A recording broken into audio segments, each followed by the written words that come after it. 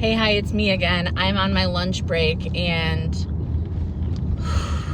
I was just watching another video about extreme people-pleasing tendencies, and that was such my childhood. That was literally such my childhood. Like, I have an 11-year-old boy right now who struggles in school, and like, he doesn't give a fuck. He doesn't care about his peers liking him. He's like kind of starting to care about his peers liking him, but not really. And like, I just reflect back on myself.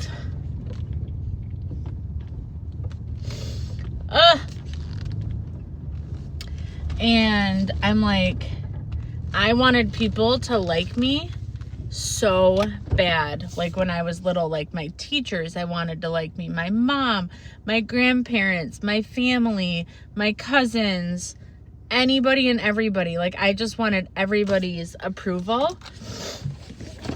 And I'm like, where the fuck did that come from? Because I've had to learn so many boundaries as an adult, because like, I would just demolish anything that I cared about. Anything I wanted didn't matter as long as you liked me.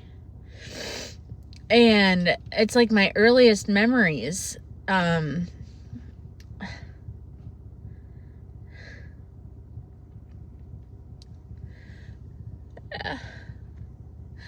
a child, like, I can remember my family being like, go to who you love the most, and it was like my uncles and my mom and my grandparents. And I was like so torn up as like a little 3-year-old girl, because I wanted them all to be happy and satisfied with my choice, and I knew that no matter who that I went to, like, someone would be hurting. And I'm like, I don't know why that's such a painful memory for me. And maybe it's because like my dad left me when I was a baby, and that's like where it comes from. Like, I don't want people to leave me. But I can just remember being like so distraught and confused as like a toddler. And that's like one of my first memories is like, oh, I can't go to this person because then my grandpa will be sad, and I can't go to this person because then my mom will be sad. And it was like a stupid little game that they were having me do, and I'm sure they didn't care, you know, but in my brain, I was just like, it almost exploded my brain because I just wanted everybody to be happy. And I still get stuck in that place sometimes if I just want everybody to get along and to be happy. And it's like, why do I care? People have fucked me over so hard in life. And like, I've gotten to a place now where like, oh my God, I'm pregnant. That's my excuse. But I've gotten to a place now where it's like, I've gotten fucked over by so many men, and especially men in life, that it's kind of like cured my daddy issues. And my dad came back when I was 14. But it still doesn't like erase the trauma of like 0 through 14. You know, and not having that. And my grandpa and my mom and my grandma, like everybody tried really, really hard to make my life great and to overcompensate and to make sure I had everything I needed. And I did. I just didn't have a father. And I think that is where a lot of my people pleasing comes from, I guess. It's like my earliest memories are just wanting everybody to be happy. And I can remember like getting good grades and, you know, pleasing all of my teachers and being so happy with myself, you know. And then as a teenager, like when I started to fall, I found a group of people, like the stoner crowd in my high school and stuff, that like I felt accepted by, because I didn't always feel accepted. Like, I was kind of popular, but like not really. Like, I wasn't popular enough. Like, I was popular 20 days out of the month, and then the other 10 days, like, you know, I wasn't cool enough for like this outing or like that outing, or let's not tell her about that, you know, like that kind of stuff. I was like riding the line of popularity, I guess you could say. I wasn't one of the plastics. And I'm still not. I'm still not, and never will be. I'm very messy.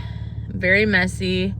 I am who I am. Like, you get what you get. I'm not very good at like hiding things and playing pretend. I've always been a performer. I've always been loud. I've always demanded attention. And I think people get not jealous, maybe jealous, but people get taken aback by it. Like, I have a very polarizing personality, because I say it like it is. I'm not afraid. I'm not afraid to be myself. I'm not afraid to get up and dance. I'm not afraid to sing loud, because those things have always worked really well for me. Like, I've always been in dance and like in pageants and in plays and stuff like that.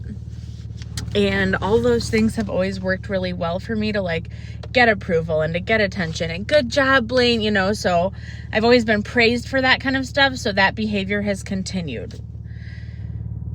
Because like, I look at some people that are like scared and afraid of being themselves, or just opening their mouth or getting up to dance, because they don't feel safe, and they were never feeling safe as a child to do that kind of stuff. And I was blessed.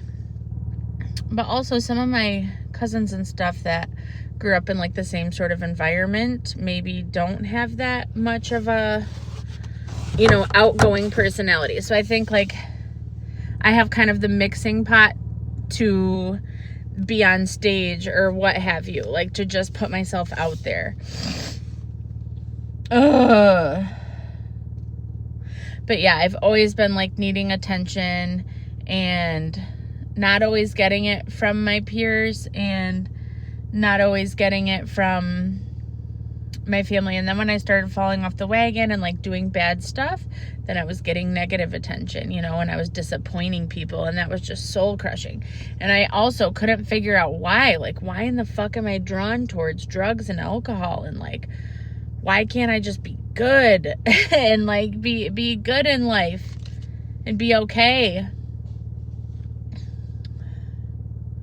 And I think, again, like a huge part of that came from my dad, because he did drugs and alcohol. And like, I had this inner pulling towards like, why did you leave me as a baby? What was so important?